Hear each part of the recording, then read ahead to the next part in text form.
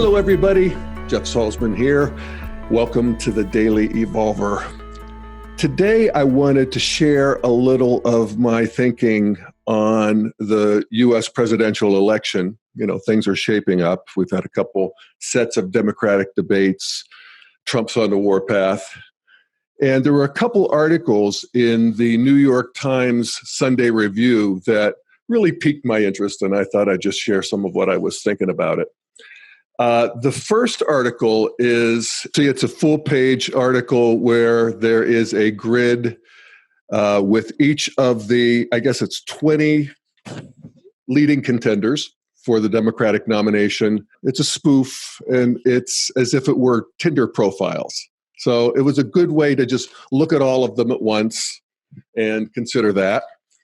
And then the second article that caught my attention was a column by Ross Douthat, who is the New York Times resident, quote, conservative, although kind of a sophisticated progressive conservative, if you ask me. And the name of the article is Donald Trump is Not a Sinister Genius, with a subhead, His race baiting is impulsive, not a strategy. And I agree with that. And that aligns with what I consider to be a developmental view, and which is the most instructive view to me of Trump. And that is that he is, in important lines of development, arrested at red, or the egocentric stage. And I'm talking morally, I'm talking in terms of identity. And adults that are arrested at this stage, we sometimes refer to them as sociopaths or psychopaths, and I say that with all peace and love. They're children of God too.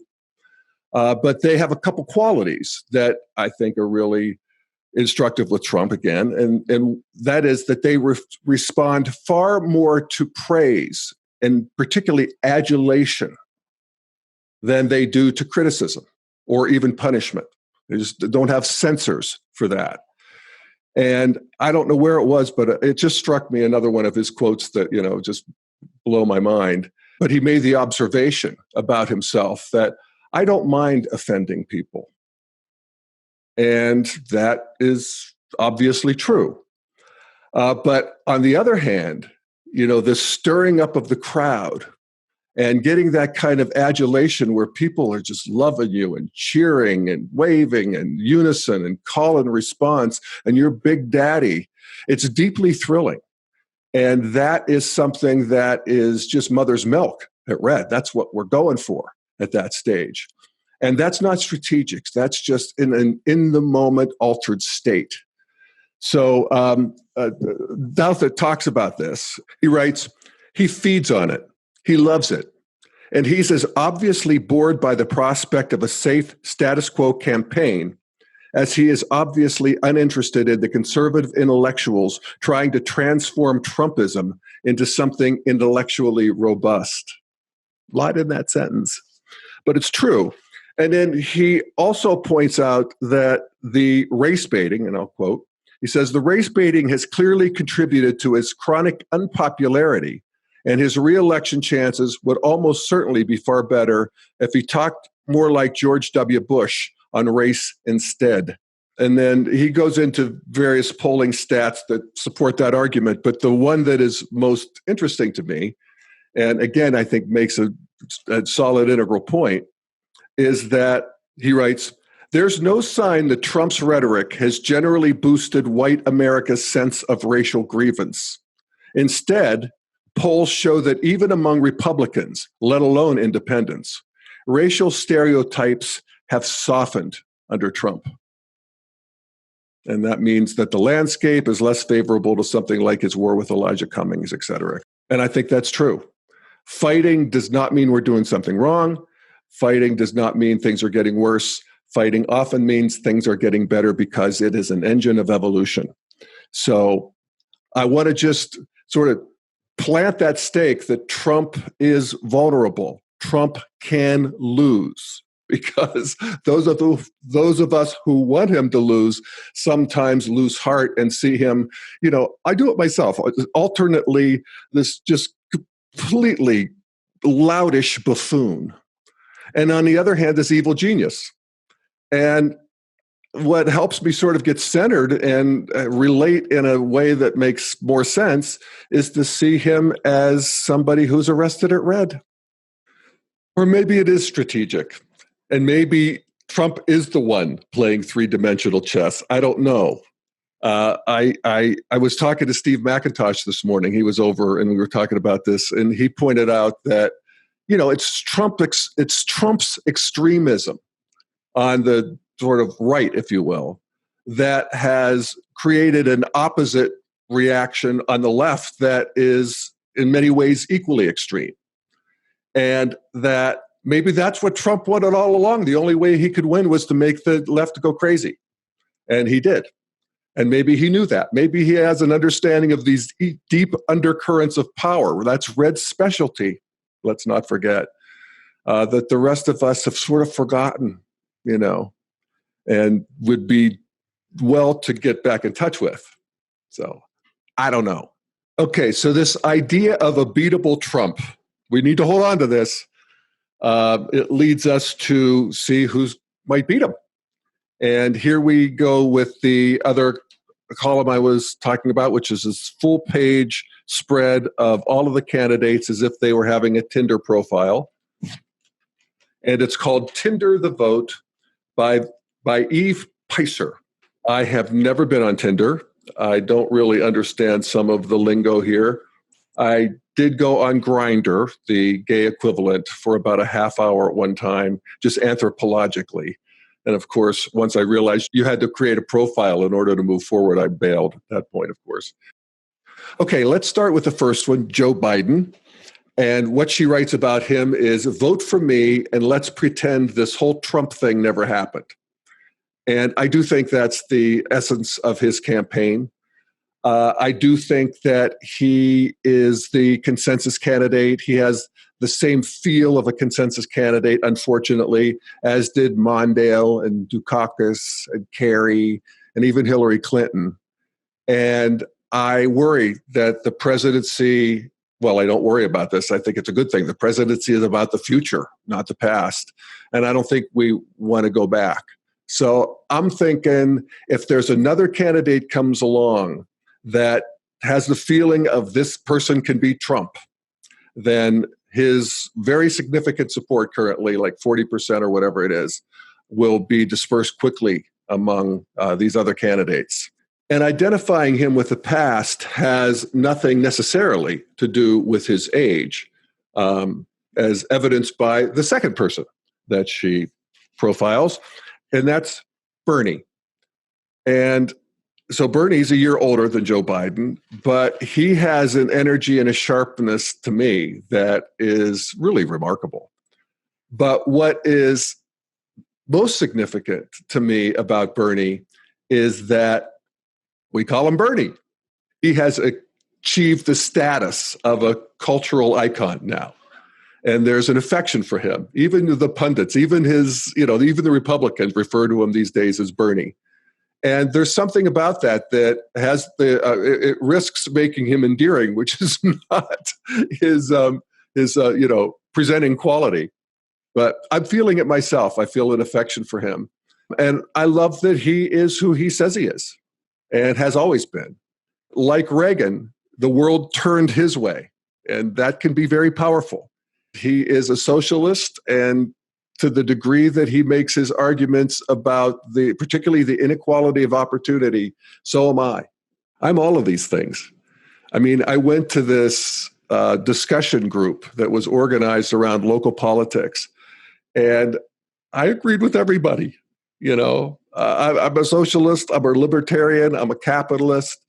And I actually think that there's something to that. I think that there is some loosening of ideology that happens as we become more multi-perspectival, because we just naturally see the intelligence of all of these ideologies and the piece of the truth that they have. And that we do want an equality of opportunity to the degree that that's possible. And it is, to a far more degree. And at the same time, we want to have individual achievement and inspiration and freedom. And I don't think those are mutually exclusive. And I think that the younger generation is seeing them as more integrated and is bored and tired with these left-right dichotomies. So I'm good with Bernie. I don't think that even if he were to be elected, and I don't rule that out at all, I think he has a good chance. He's going to have to deal with a system that features the balance of powers. But what we're looking for is somebody who will turn the ship of state. It's like an aircraft carrier, the old analogy that you turn the wheel and 4 miles later something happens. So, I'm good with Bernie, and I'm happy to see him have this new status as a cultural figure. Okay, so the next Tinder profile is Mayor Pete Buttigieg. And I am really interested in Mayor Pete. I did a podcast on him that I called Mayor Pete's X Factor. Could it be integral consciousness? And I argue that he does have an integral sensibility. And it's like, for instance, even in the debates, he talks about democratic capitalism. It's a little bit what I was just talking about. People can really identify with both of these. Instead of democratic socialism or just plain old capitalism, it's democratic capitalism. That's a nice new integration. Medicare for all who want it is a nice new integration. It's an evolution of centrism in a way that I think I think it's the winning lane against Trump, run up the middle like this. And my fantasy is that when Kamala Harris was arguing with Biden about who did or didn't support mandatory school busing in the 70s, which was a disastrous political policy for sure, it peeled off a lot of middle-of-the-road Democrats who never came back because they saw an out-of-control social engineering, multicultural thing coming online in the mid-'70s that they just weren't ready for, where children were being bused across town, and it wasn't popular with blacks or whites. And, I mean, to say, wait a second, is nobody going to state the obvious here? Is this where the party is that we're arguing about our fealty to busing? And that would have got the news. That would have really rung chimes for a lot of moderate Democrats. It also would have, it's a little bit like what Trump knows. It's just an exercise of power. It's like, if you remember the very first Republican debates, when Trump was standing on stage with, I think there was 19 Republicans. And the very first question of the very first debate was, raise your hand if you pledge to support whoever it is that will be the nominee of the party. And everybody raises their hand except Donald Trump. And right in that moment, he was, he gained stature. There was these pygmies beside him that were all, in this Republican trance.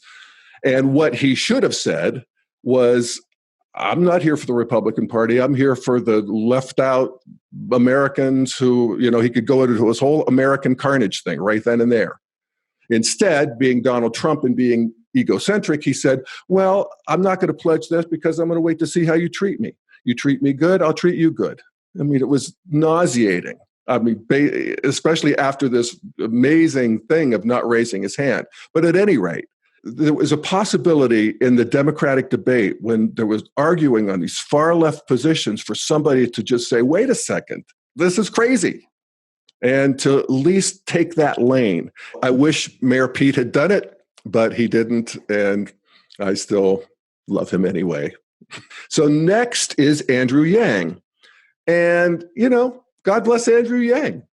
He has this techie vibe. He's in his early 40s. He's whatever the hell generation that is. I'm getting them all confused at this point. But, he's all about the robots and about the new evolution of the new economy, where work is going to be less and less onerous for sure, if not completely optional. And his marquee policy is universal basic income, where the government writes a check to basically everybody every month. and it's a living wage, so to speak. You can live on it. I think the devil's in the details. I think that's the beginning of a conversation. This is how things move forward. So I'm happy that he's carrying that torch. And, I think it's also just obvious that the Democratic primaries are a branding exercise for a new generation of leaders. And they want to come out and they want to get known, and they really may not expect to win the presidency. You never know. After Trump and Obama, you can't say that the long shot doesn't have a chance. But at any rate, you build your brand. So this is his, and I think it's good, and I'm for him. Okay, so the next Tinder profile is Kirsten Gillibrand. And what this writer writes about her is Senator, period, woman, period. And that is Kirsten Gillibrand's brand, women. I read her book, which is called, Off the Sidelines, Speak Up, Be Fearless, and Change Your World. Basically written to women. She comes from a long line of powerful political women. And her argument is for women to be ambitious, and that's okay. You could have it all, but maybe not all at once. I thought it was a good book. I thought at the end of it, I felt like she didn't care about me because I was a man a little bit. I mean, I felt a little left out of it, honestly.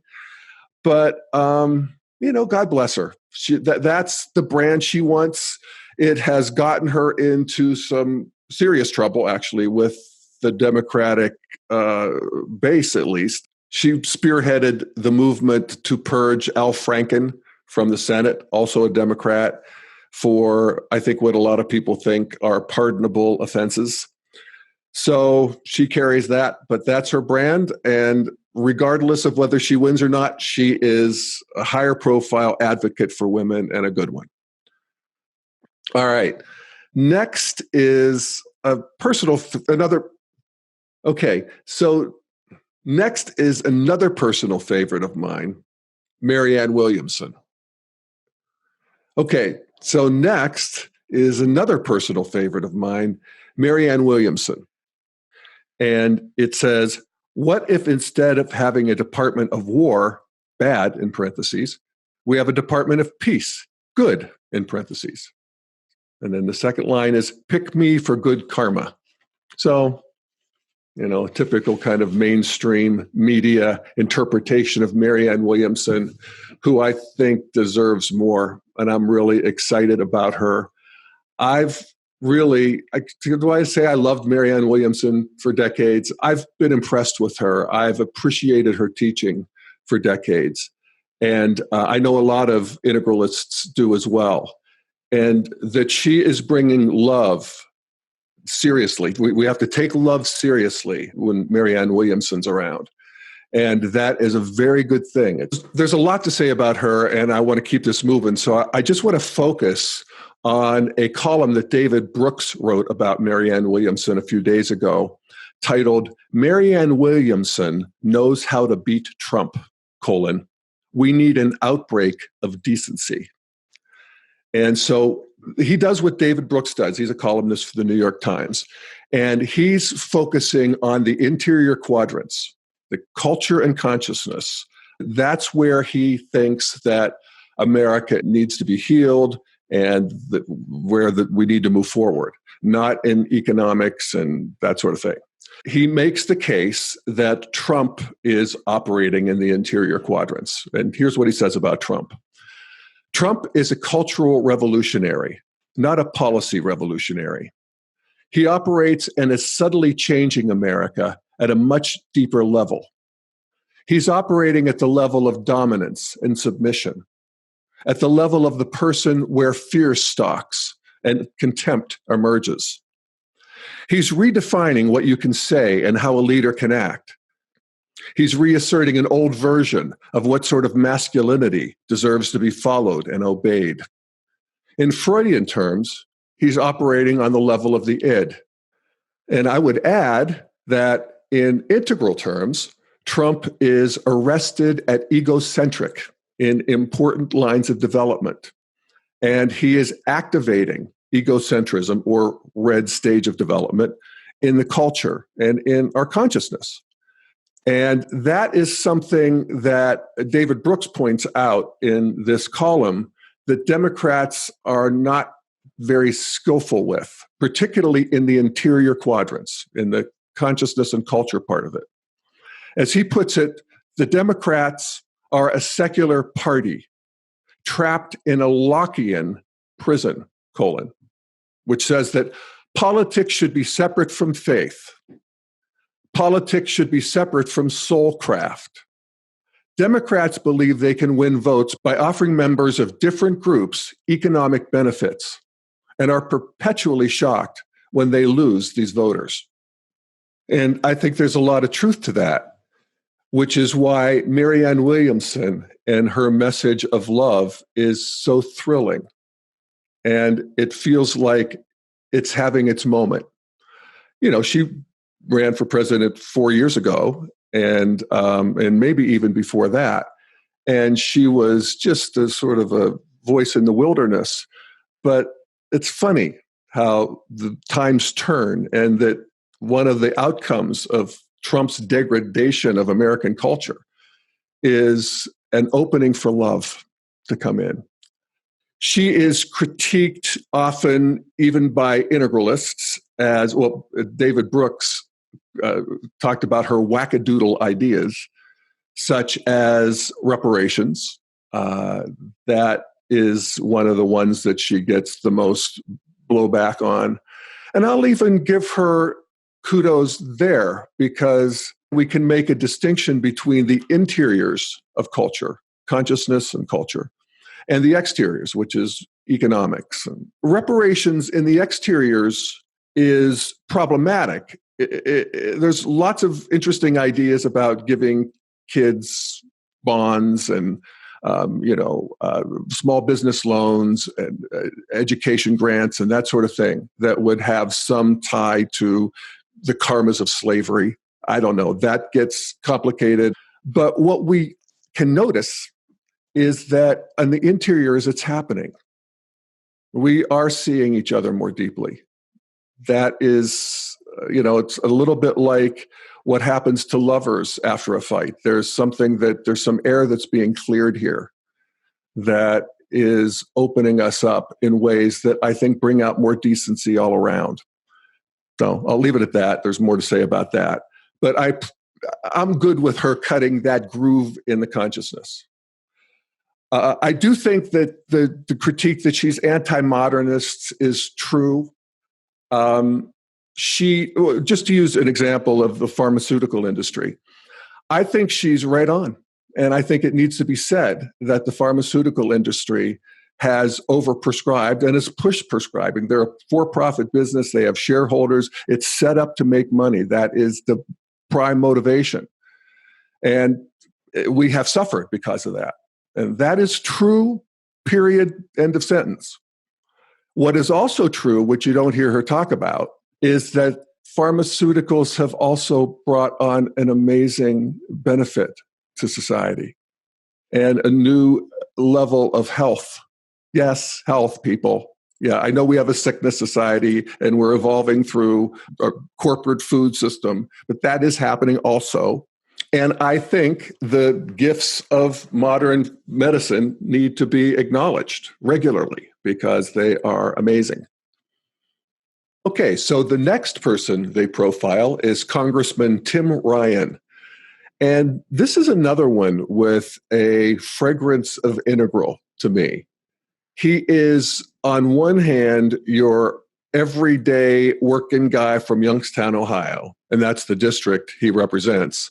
And I grew up right there across the line in Pennsylvania. I worked in Youngstown.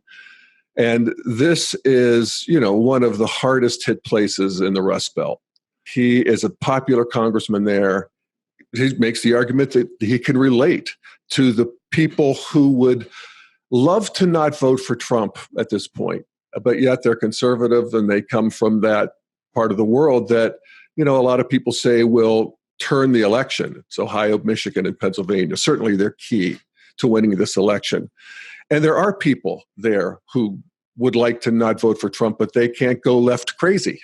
And Ryan has that sort of economic populist appeal. But so there's that you'd sort of expect that from a Youngstown congressperson. But here's the other piece. He has written 2 books on meditation. One called Healing America. That's his new one. That's sort of his campaign manifesto. And the other one is A Mindful Nation, which is about the single practice that can wake us up and make us a better people and reclaim the American spirit, is what he talks about as a result of mindfulness. And then his 3rd book is on healthy eating and healthy raising of food and regaining the health of the soil. It's called The Real Food Revolution. So he's really ahead of the game in terms of, again, these interiors that I think are really interesting. And, I'm sort of talking myself into it as I do this episode even, but there's a good roster of people here. And who knows if Tim Ryan could win the nomination of the election. I bet he could win the election if he won the nomination, actually. But, he's in the game now, and that's a lot of what this is about. Okay, next is Cory Booker. And Cory Booker is another one that I read his biography and I ended up just loving him. He's a bit of a Boy Scout, which I like. He has a good amber traditionalism that's installed, and he's overtly religious and has that quality to him. Then he's got this resume. He too was a Rhodes Scholar. He went to Stanford. He went to Yale Law School. He is a senator now. But in the meantime, he was a community organizer in that he went into the communities of need in Newark and lived in the projects for 8 years. And a lot of his biography is about those years. And, it's a rough place, but the humanity of the people came through. And I received a beautiful transmission of that from him. And I appreciate that from him. So, there he is, Cory Booker. We like Cory Booker. Okay, the next one is Elizabeth Warren. And I think it's worth reading what they write about her in this fun Tinder profile that they have here in the New York Times. Hi there, my name is Elizabeth Warren. I hate big cheats and I love data. Let's end corruption in Washington, stop big corporations from spending billions of dollars to influence our politics, outlaw partisan gerrymandering, get rid of racist voting laws, and regain our democracy. Not looking for anything casual. I think that sums her up pretty good. And to me, Elizabeth Warren is a classic example of that old saying of first they ignore you, then they laugh at you, then they fight you, then you win. We'll see about the win part, but that's my experience with her. At first, I was just annoyed by this, hectoring woman. She was like the female version of Bernie Sanders, and they were both annoying to me. Then Trump landed his Pocahontas joke, which I still say is his best joke, and I laughed. And then I'm not sure I fought her, but I'm definitely taking her seriously now. And I do think she would be a formidable opponent to Trump. It'd be some campaign. He's very vulnerable to an anti-plutocrat. And she's an authentic one. Again, the world turned her direction. It is interesting in terms of a quick integral analysis to see what David Brooks wrote about Elizabeth Warren in that same column where he applauded Marianne Williamson for embracing the interiors. Here's what he says about Warren. He says, Elizabeth Warren is a social scientist from Harvard Law School who has a plan for everything, except the central subject of this election, which is cultural and moral. Cultural, the lower left, moral, the upper left quadrant. I'm not sure that's true, but that's his critique and throwing it in the hopper. Okay, next is Kamala Harris. What do they write about her? Stepkids call me Mamala. Progressive prosecutor, I swear. 44th president once called me the best-looking attorney general, NBD, which I don't know what that means. At any rate, the 44th president is who? I'll have to look that up. Hang on. It's not who, is it? No, it's not. It's our guy, Obama, who had the temerity to comment on a woman's looks. Anyway, my take on her is I wish I liked her better. And part of what I do like is maybe a little bit about what Obama's noticing is that she has a presence and she's got charisma in a certain kind of way that feels physical even. She's got a lot of kinetic energy. I'm not sure I see the substance. I don't know where she's at. It feels political. She feels ambitious for the sake of ambitious. So far, not getting hooked, but I'm open. All right. Next are the white guys. This is from an article in New York Magazine called A Guide to All the Indistinguishable Men Running for President. And the author writes, 2 of them are named John. 2 of them are from Colorado. Most of them skew centrist. All of them have haircuts that say they appreciate a sensible pair of Dockers khakis. Together, they represent nearly a quarter of the Democratic candidates, but are collectively polling at under 6%. And she's talking about Michael Bennet, my senator, John Hickenlooper, my ex-governor, Steve Bullock, John Delaney, and even to me, they feel pretty interchangeable. And it is true. And actually, in the same issue of the Sunday Review, Maureen Dowd, the columnist, talked about to be a white candidate, a male, straight male white candidate these days, you have to have something really going for you that's different and special. And these guys are centrists and they're not getting anybody excited. And it just makes me think about, does that make me racist against white guys, of which I am one? But I do think there is something to the idea of group karmas. And there is something about being a woman in this time, a racial minority, a gay guy, whatever, that I feel excited by and attracted to. And I want to know what they have to say and what they see that I'm missing or what that might be. And, maybe I compensate for the people who have the nerve to prefer straight white men. And it all evens out and the beat goes on. And there's certainly a lot more to unpack here, but it's worth noting quickly that each stage of development defines racism differently. Green feels that anybody who doesn't see it their way is racist. And green includes the interiors, historical karmas, all of that sort of thing in their calculations. They've felt into that. Modernity just wants to get things together in terms of the laws and the regulations so that there's no official racism, and pretty successful at that. And then there's the traditionalists, and they just aren't that interested in other customs and other peoples, and they feel that theirs is better because they know it better, and their grandmother knew it, and there's a whole thing. It's like my cousin said. She said, I don't know about the Buddhists. All I know is that Jesus Christ is my Lord and Savior. And don't bother me with this other stuff. So, green, there's your bigot. Okay, next up is Bill DeBlasio.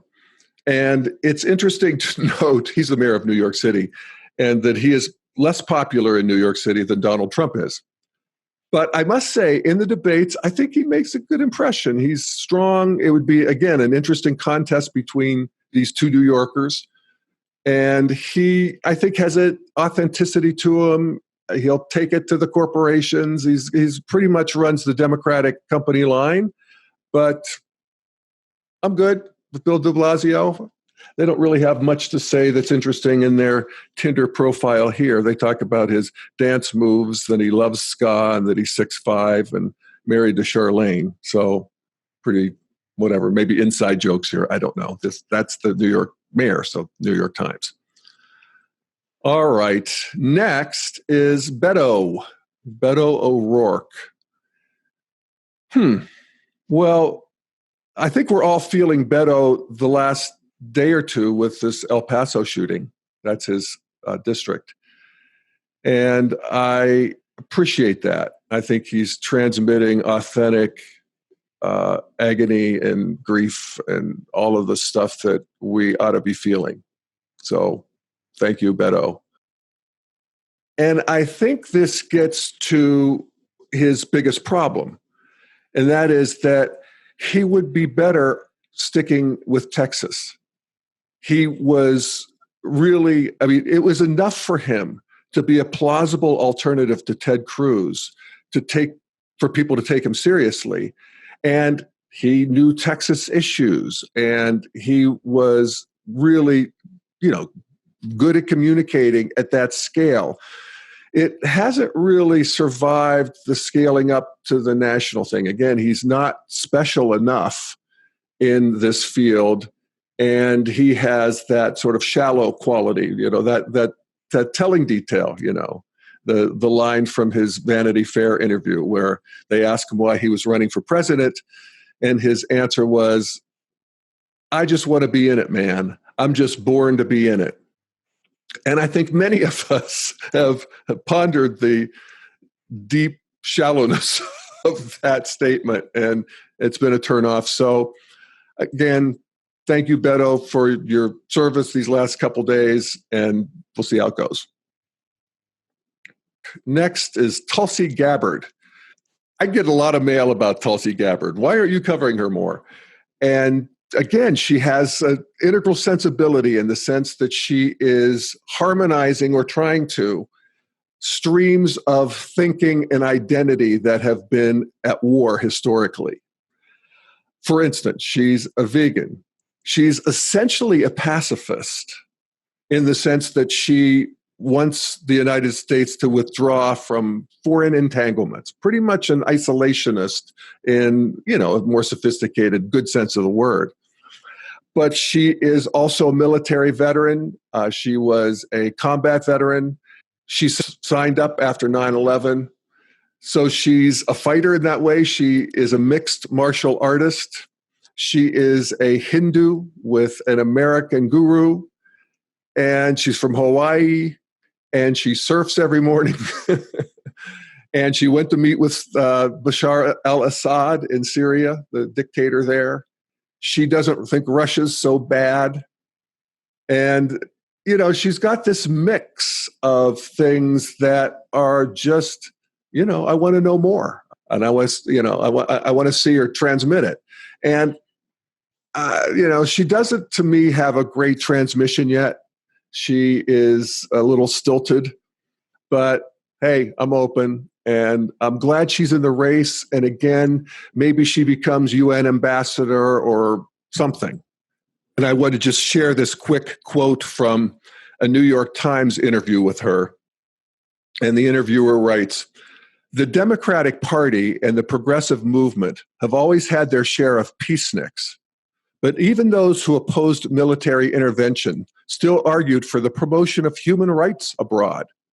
Ms. Gabbard is different. Does she think America should spread democracy?" And her answer is, "It doesn't matter what I or our country thinks or believes. This is a decision and a choice and a process that people in other countries have to make for themselves." And that has a lot of integral sensibility to it. That there is a upward draft. Everybody's in it. This whole universe is. And I don't know if she's gone this far. I'm going to add a little bit to it. But we can trust that. Now, we can participate. We can love. We can, guide as is skillful.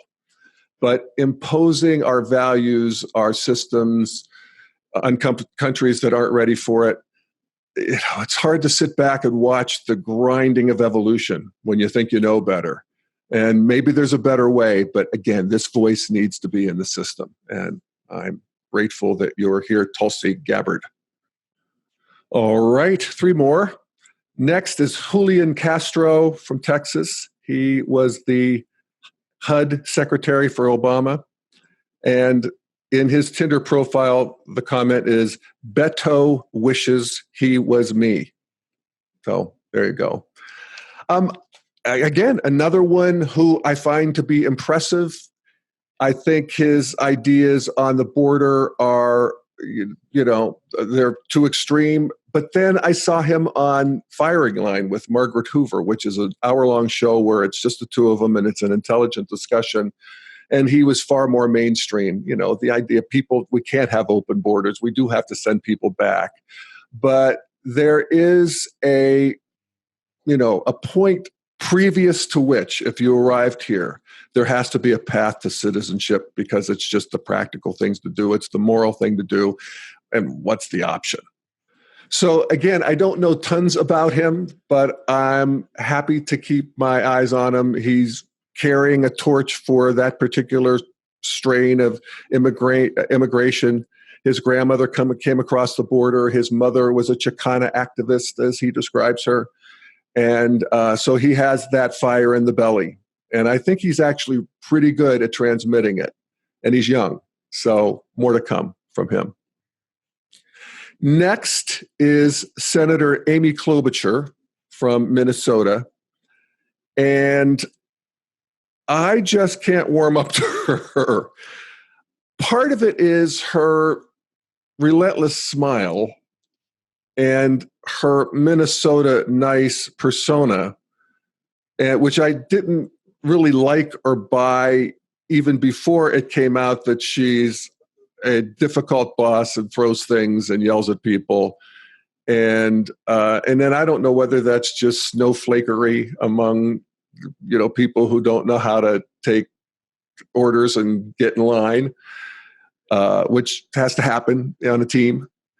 Or is it sexism? Would anybody notice if it was a guy doing that? I don't know. But my other problem with her is that she just feels like she's reciting her lines. So forgive me, Amy, but so far I'm not warmed up to you. What they say here is 3-term senator. Well, that's impressive. Minnesota, nice as it gets. Well, notorious in certain chambers. If an aide forgets to bring me a fork, I will eat a salad with a comb. That's a disgusting image. And unfortunately, it sticks and it's unfair, but there you have it. So, maybe you just continue to be a good senator from Minnesota. Next is, the last one. And again, I don't have tons to say, and neither do they. Jay Inslee, who is the governor of Washington, and they say all around Pacific Northwest sort of guy. That's good. And pick me to stop climate change. Climate change, that's a big issue for progressives, for people who have a world-centric view. Until you're world-centric, climate change feels like it's a bunch of facts and I'm not sure I get it. But when you are, it becomes something that is really important that we take care of this planet. So that is a powerful stream of energy in the Democratic Party. So all in all, it's, I think, a very interesting and fertile field coming from the left. And I think it covers all of the passions of the left, from, reorganizing the economic system, women, race, climate, love. It's going to be very, very interesting. All right, that'll do me. Once again, you can find all my work at dailyevolver.com. Thank you for listening, and we'll keep up with the story. It's a doozy. All right. Bye, folks.